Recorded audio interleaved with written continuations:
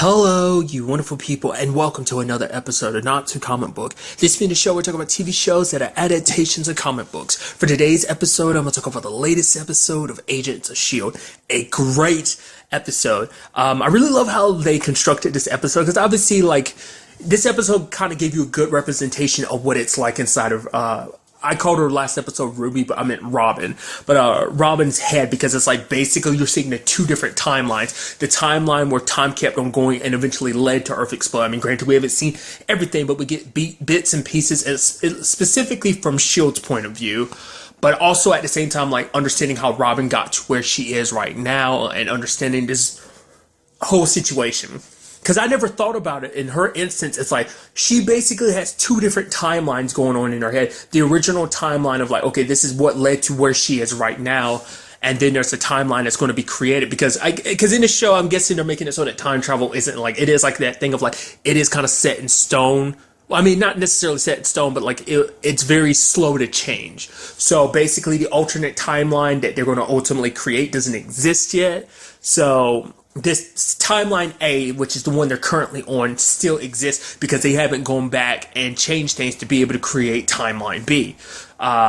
So it's just an interesting thing, but it also seems like there's even more complexity when it comes to this whole time travel thing because of Ruby's whole, not Ruby, I literally called her Ruby again, Robin's whole situation of like, because it seemed like, especially with certain conversations, especially Fitz, like I might have completely misunderstood it, but basically it was like him and Simmons built the machine and they tried the whole time traveling thing, but it didn't, like it worked, but it's like every time they tried something, it didn't matter that basically the world is like, oh, Daisy still gets pushed and ends up destroying the entire world. So that whole thing makes it sound like a thing where it's kind of a situation of like, oh, it is a, constantly trying to change the past and it didn't work because Simmons and Fitz were kind of like, no, you can't change the past. You can't change time because it's set in stone. There's no changing it. But it's like every time they tried, it still led to like them dying and the world coming to an end. Cause it kind of also fits into that whole cycle thing. Is kind of what I was trying to bring up earlier, but I couldn't quite remember because basically, like I brought it up earlier in the season, like the whole time travel thing of like, well, events of timeline A have to happen so that events of timeline B can be created. And it's like, even though timeline A might disappear, it's still a loop of like, A goes to B, which B eventually goes back to A, and it's just kind of that whole full circle of like things have to work like that. This terrible situation in timeline A with the world being destroyed has to happen so that timeline B can be created where the world is saved, but that in turn, also begs the question like, what does that mean? Timeline A gets deleted, which it does, but then there's also the aspect of like, well, because of time loops and everything, and consistency, because timeline B only exists because timeline A exists. You get what I mean? It's super confusing, and I know I'm like super complicating it and making it super convoluted, but I'm curious to like how they'll approach it with this, with Agents of S.h.i.e.L.D., with the whole time travel thing, because time travel is confusing no matter what way you spin it. It's because there's a lot of layers to it that you have to think about. Especially in this potential case where it's like, oh, because this might not actually be timeline B that they're possibly creating. This might actually be timeline Z. They might have tried 25 times before now. It's like I said, that's my understanding from what Fitz is saying. So there's that, basically it's saying that they've come to the future. Well, they get time. Well, maybe it's trying to represent the fact is that they tried something different this time is what that's talking about. Because maybe it's like, did they always use the monolith as a means of time travel? But they built this machine, so maybe it's a situation of they built the machine, but eventually the monolith got found and then circumstances changed. I don't know. But basically, it seems like the Earth kind of possibly gets destroyed in like 2018, possibly, because a lot of the team isn't already there at that time. Like during that, none of that point in time did we see Coulson or Daisy, though we kind of get references to Daisy, like, oh yeah, this like right here is one of the last times Daisy was ever recorded, and then like soon afterwards the Earth split, So it begs the question of like, no, because it could be like, sometime after they get back to 2017, whatever plays out, whatever is the cause of everything to end up the way it is, who knows? There's also the situation of like May talking to Yo-Yo, because Yo-Yo is like, we can't go to them because ultimately it's all going to fall apart. You can't trust them. They're just going to enslave us. So it then kind of goes like, wait a minute. So is it S.H.I.E.L.D. specifically, or was it just whoever remained with the government that was like, nah, we got to make this deal with the Kree? Are they the ones who opened the door for the Kree to come to this whole situation to save the last of humanity? It's kind of like, so it was humanity that kind of did that upon itself. Like maybe that's something that's kind of lost to the history books, which maybe they've referenced that. I just don't remember them really expressly being. I think that they've talked about the Kree taking. Oh, maybe they have, and I'm just completely blanking on them saying like, oh yeah, the Kree started all this by taking in humanity. I feel like I don't remember them expressly saying it, but like I could have easily missed that. But nevertheless, it's just kind of an interesting thing in it on that front. Because it's almost like humanity was kind of its own undoing in that regard. I don't think that was just 100% on May. I think it is a situation of like, well, that was kind of like I said, some governing body probably ultimately came down to that conclusion. Hence how we got to the lighthouse that we're at right now in present day future time, which is kind of like an oxymoron, but nevertheless. What I thought was kind of an interesting thing too is the whole May situation, like May being like Robin's mom. Like it wasn't until like, you know, she started coddling her a little bit. I was like, oh my God, you're like her mom, aren't you? And it's like, that's so sweet, which at the same time is kind of sad too, because it's like, if they change time, that means her and Robin will never spend that time together. Like Robin was like a daughter to her, and it's like, and she was a mom to her. And it's like, that relationship will never happen if time is changed, which is kind of sad when you think about it. Because May, amongst everyone, was the only one who had faith. Because she's always constantly she's telling Yo-Yo, she's telling Simmons, she's telling Fitz. It's like, you have to keep faith, you know? But none of them could. But she's the only one. She wasn't afraid of what Robin would say. Like, she accepted it. She knows it's like a great burden for Robin to have. It's like, yeah, I'm just a little scared of my own death. But, you know, the fact of the matter is, you know, not much I can do about worrying about it. Yeah, I'm a little scared. But she didn't look at Robin any differently. She embraced Robin because she knew, like, Robin, you know, it's a heavy burden for her to bear. And at the same time, like, you know, she needed someone, and May was there for her. And just like it's kind of a beautiful thing in a sense. And it's just kind of like, you know, that also has to be a little weird for her too. I mean, sadly, like Robin, where she is right now, it's already like that for her as a kid, but it got, you know, worse as she got older. It's a whole not being able to tell the past, present, and the future from one another because they all blend together, especially because once again, we're also dealing with the dual timelines, but which I was talking about earlier, which I like this, like she makes moments, like she's talking to Fitz and she's like, you left them with everything you could, but it was like she was referencing him leaving the weapons for Mac and Yo-Yo on the third level of the lighthouse. And I was like, that's so interestingly done. And it's like, don't worry, Mac will help Flint. And Yo-Yo's like, Mac is gone. But it's like, no, like in where we are right now is like Mac is with Flint and Yo-Yo. So it's just like stuff like that. And I just thought that was so beautifully done. Like I said, they've talked about like the timelines being like, you know, like time being like that in her head, but I think it was a good job showing it to you like that too. So I thought that was kind of interesting. Question also becomes like, what was it that eventually pushed Daisy? Because even Daisy herself brings up in the episode, it's like, I'm not that strong to do that, but it's like, nope. Like I said, all things point to it. Even Fitz is saying she did it. Like, what circumstances pushed her to finally do that? Or once again, maybe it's a situation where everyone's blaming her for something she didn't do. I don't know. What's also kind of interesting too, there was a conversation between Deacon and Daisy, because for Deacon, like, things didn't end well between him and his dad, because he kind of blamed his dad for his mom's death, because his dad was the one that believed in everything. He was a true believer in this whole prophecy thing, and to him, it's like, your words got mom killed. You sweat mom in all your belief, and she died. So it's like, you get sent to the surface and ripped apart by roaches, that's on you. That good. He almost was kind of glad about it. So him and his dad did not end up on the best terms, because for him, it's like, he believed things were this way. He didn't believe in this whole prophecy thing. He thought anyone that did was crazy. He even thought Robin was crazy. Didn't actually believe that, you know, she actually had the abilities to see into the future and stuff like that. Thought she was just some crazy old lady. But like, now that the team is here and everything, with everything that's happened, especially being revealed, like, oh, they're not the last of humanity that's here. People have survived on the surface. It put everything, all he ever knew, into question. And I think for him, it also hits him hard too, because of everything he's ever done on the lighthouse, the way he's lived his life, kind of being I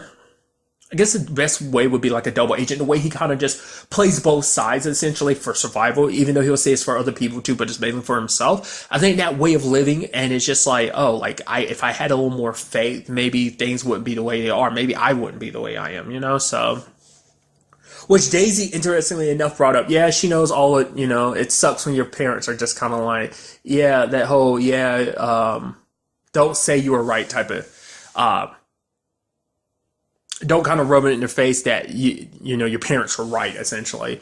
And she kind of brings up her dad, and it's like, oh yeah, how things with your dad? It's like, well, my dad tried to do everything he could to make up time between us, but it's like, oh yeah, you know, it took a while, but we eventually got there. If you remember correctly, Daisy's dad doesn't remember her, which is like super sad. Like, I mean, the last time we saw Daisy's dad was at the end of season 2. Who, you know, if you don't remember, the actor who plays her dad is Kyle. I always feel like I butcher Kyle's last name, so I'm not going to bother. But Agent Cooper is one thing he's best known for from Twin Peaks. But yeah, it's just like he doesn't remember her because that like memories and stuff like that kind of eventually drove him to be kind of the madman he became, you know. But you know, without that burden, without all the baggage of his past life, he would live the regular good life. You know, last time we saw him was at the end of season 2's finale. Like Daisy saw him, but that was about it. So I don't know whether that's kind of representing the fact is, well, conversation wise, like, oh yeah, she stops in from time to time to check on him, whether we really know it or not throughout the course of the show. Also, I couldn't help but know it's like, yeah, she said all that. Didn't once mention her mom. It's like, because well, things didn't end too well with her mom either. So, I mean, things definitely ended a lot better with her dad, but things didn't end well with her mom. So it's like, let's kind of skate over that conversation. So, I mean, it didn't even come up, but it's just because they went out of the way not to bring it up. It's like, not something Daisy really wants to bring up in conversation, this whole mom situation. So I just thought that was kind of interesting. So. I do hope on some level that Daisy did kind of come to visit him. I forgot what kind of shop. Didn't he run like a pet shop or something? Her dad, like after like, you know, the memory wipe and everything. Did he run like a pet shop or something like that? I can't remember. I think that might have been the case, but nevertheless, I think he's a veterinarian. I think that's what it is, but I could be remembering that wrong. It's been a while, so. But it seems like Deacon's dad is dead, which I was kind of hoping to meet Deacon's dad because it was almost like, I don't know whether it's just supposed to be like, oh yeah, Deacon's dad's a nobody, but it seems like his dad might have been somebody. That's why I was kind of like, is his dad someone? The reason why they haven't revealed, but I was like, nah, because like with all the time that's passed, like even if it was someone from the show, like they would have had to have been super young. And so I was like, not less like Deacon's actually like somebody's grandchild, like someone that we don't know from like the group, like Fitz or Simmons, because the fact of the matter is, it's like, oh yeah, like if we can't build a machine, we'll pass it on to someone else. It's like, well, the machine's there in the Zephyr, which, you know, Simmons and Fitz built, will eventually build, but who's to say like they didn't pass that job on to their child who passed it on to their child? So who's to say like Deacon isn't actually Fitz and Simmons' grandson or something like that? I mean, I don't know. You know, it could be something like that. They haven't gone back in time to create the time machine that they will eventually use. But then again, once again, I said, like, it seems like I said, I feel like I'm completely missing something with this whole situation. Like I'm misunderstanding something because it seems like that machine works differently than how they actually got here. They got here because of the monolith, but that thing kind of uses the monolith a little bit. So maybe it's like, how did they time travel in the first place? Like I said, they were kind of explaining it, but I kind of missed it.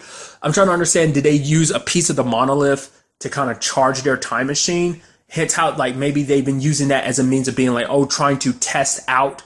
Maybe they haven't actually time traveled. Maybe this is the first time that they've actually time traveled, but before they use pieces of the monolith to go back and understand, like, oh, like kind of virtual reality, almost like the whole scenario. Or, you know, like I said, maybe there's a situation of they actually go back and come back with the future knowledge, but things still don't, you know, I'm confusing myself because it's like I said, time travel, super complicated. So there's also this thing with May, because May kind of doesn't know where she stands in all this, because it's like, I'm the fighter and my leg is messed up, because it's something Enoch said last episode. It's like, oh, maybe you should think about retiring. But it's like, for May, it's like, it's all she can do. She's a pilot and everything, but it's like, well, being a pilot doesn't do me any good. I'm not a scientist, so I can't help out on the Fitz and Simmons front either. So it's like, what do I do? And there was a line from Robin that was kind of nice. It was basically like, you still have a part to play. It's almost like she was saying that because, like, at this point in time, Mayhad's like doesn't know where she fits in this whole grand scheme of things because her legs messed up. So she's not at a peak performance when it comes to fighting and everything. So Daisy's still without her abilities because she still has the inhibitor in, because it's like, yeah, we tamper with that and mess around. Yeah, things won't end well. You'll probably most likely end up paralyzed. So it's like, yeah, let's not do that. So Because most of the people that were there with Robin ended up being all people who were trying to kill Daisy, because it's like, well, we kill you now, then you won't go back and destroy the world. It's essentially kind of that whole, a certain bad guy, and kind of frowned upon very heavily by everyone, myself included, in history. And it's like, oh, would you go back in time and take that said person out if you had the chance? It's kind of like, well, Daisy's in front of us, so we take her out. Now we don't have to worry about her going back to the past and eventually still creating this future. We kind of nip it in the bud now, so. Which does beg the question, like, what would happen to the timeline if that was the case? I mean, would everything collapse? Would things still keep going? Like, because the fact of the matter is, we're all also banking that it was Daisy. Once again, if it was someone else, it could just mean that. I mean, because I'm starting to think maybe it has something to do with Flint. Possibly, because Flint is the one with the whole Earth ability situation. So, like, what if ultimately Flint goes back in time with them and he's there, and ultimately he's the one that kind of rips the Earth apart? I mean, he's the one with the Earth ability. So, I don't know if that's what they're setting up or not.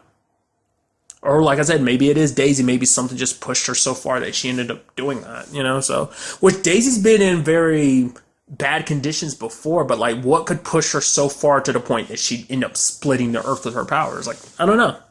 I mean, whatever it is, like, where was she in that whole time situation? Because, like I said, we saw May, we saw Yo-Yo, we saw Fitz, we saw Simmons, but we didn't see her or Coulson. Whatever it is, maybe it has something to do with Coulson, because Robin did say that Coulson is the piece to everything. Like, maybe he's one of the dominoes that fell that kind of led to things kind of playing out the way they are.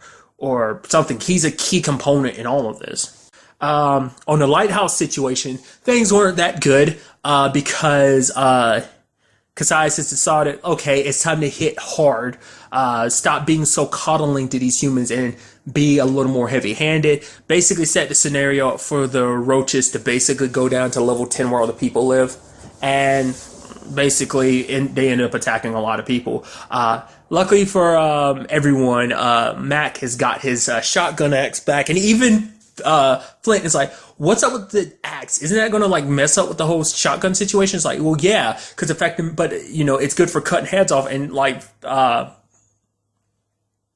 Flint didn't get it at first, but then like Mac and Yo-Yo end up taking down a roach, and he ends up cutting off its head. And he's like, shotgun axe. He's like, I get it now. It's like, Matt's probably like, yeah, see my point? See how awesome it is? It's like, he's had that since season 2, right? Yeah, that was like wasn't that the first season? Yeah, that was the first season Mac popped up anyway. But yeah, like he subsequently had that since like season 2's finale. Was it like the first part of season 2's finale when he had to cut off Coulson's end? Like that's been his like go-to baby. It's like, oh, let me get that. And I love that even now in season 5, that's such a signature thing. It's like, yeah, Mac and his quote-unquote baby are reunited. Also that sick moment of Yo-Yo versus those roaches. It's like, it's always so cool when you see her ability when she uses it. It's just like, because I'm at that point where I love people with super speed. That's my bread and butter now. I really appreciate people with abilities, especially because Yo-Yo's works in like a much uniquer way than most fast people. Like hers works in that very unique way of like, oh, she moves super fast, but she can only go as fast and as far as she can under like in a single heartbeat. The time between one heartbeat is like the time she has to do what she needs to, and then she ends up returning back to her original position, hence the name Yo-Yo and everything. A little crash course to anyone that might not remember exactly how her ability works, but just her slowly just putting all those things on her. Side note, is that the first time we've seen those things in a long time? I don't remember when the last time we saw those discs that dissolve people. The last time I remember it, like specific time of, I mean, sure, they've probably popped up subsequently since, but I think it was back when Gemma tried to kill Ward, but that dude jumped in the way and took the hit for Ward instead and dissolved into dust like those roaches did. I think that's the last time I remember one of those things popping up, but they've most likely subsequently used them. I just don't remember. I'm surprised they didn't go along with the element, but I thought it would have been kind of interesting because basically Cassius was turning the people against Flint because everyone was like blaming him for everything happening. It's like, oh, this is all your fault. You should have went with the other Inhumans, blah, blah, blah, blah. I thought that was going to be a bigger element, but it seems like when it's all said and done, it's like, well, thanks to Flint and the others, they've been saved. So they're going to be a lot more like, okay, they're going to be joining together to kind of fight back. It seems like Flint is important to what's going down on the surface too, not just because of what my possible theory, but also, I guess it's because Flint, because of his kind of earth ability, rock ability, he can also like maybe reconstruct the rest of the monolith, and maybe like if he does that, maybe that'd be the case, or maybe he can, maybe he can make the monolith, something like that. I don't know, like why he's so important, because like that was like what Robin told May is to find Flint. So. And at the same time, we also have like Sonara on the surface chasing after them. She's got orders to either take Daisy or kill her, because it's like, oh, she could be a trophy. So once again, Daisy's without her powers, so they're kind of like on the lower end. I'm curious about those other people. I guess they're bringing them along, maybe, or maybe they locked them up somewhere. Because if they were somewhere inside of the Zephyr, I'm sure like Sonara would have tracked them down and ended up killing them. But it's like, I mean, do you take people like that with you? I guess you need them. Another thing too is like, I guess it's never explained, but I guess it kind of works the same reason why it's a whole Daisy situation as to why that dude Sam ended up killing Deacon's dad. It's because Deacon's dad was the one that had such faith, and just in case things did play out that way, just like the reason why he killed Robin, it's like in case S.h.i.e.L.D. ever came, he didn't want them to help them, because ultimately helping them would eventually get them back home and lead to this whole situation in the first place. So it's like, get rid of him so he can't help, and get rid of Robin so she can't help, that type of scenario. So that's also, because that also begs the question too, because for her dad had such faith, not her dad, Deacon's dad had such faith in this whole situation, because that monolith rock piece was something important to him. That's why Deacon was like, okay, something's up here. Why is that here? If you're saying my dad would be coming back, he wouldn't have left that. My dad would have taken that with him anyway. He's like, I even asked him to keep it because it was one thing he wanted to have to remind him of his mom, but his dad wouldn't let him. So it's so important to him. My dad wouldn't have left it behind. So that does beg the question, like, who was his dad for I feel like he had to be someone mixed up in all of this to that certain degree. Maybe not, maybe that's not the case, because it did seem like he was close to Robin, because they both kind of got sent down to the surface at the same time.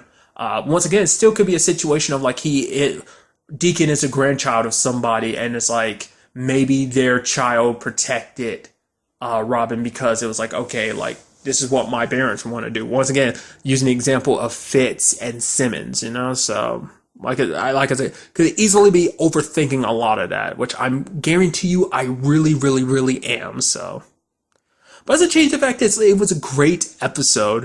Like I said, hopefully things will work out differently with this whole situation. I'm curious to see how it will all like ultimately play out.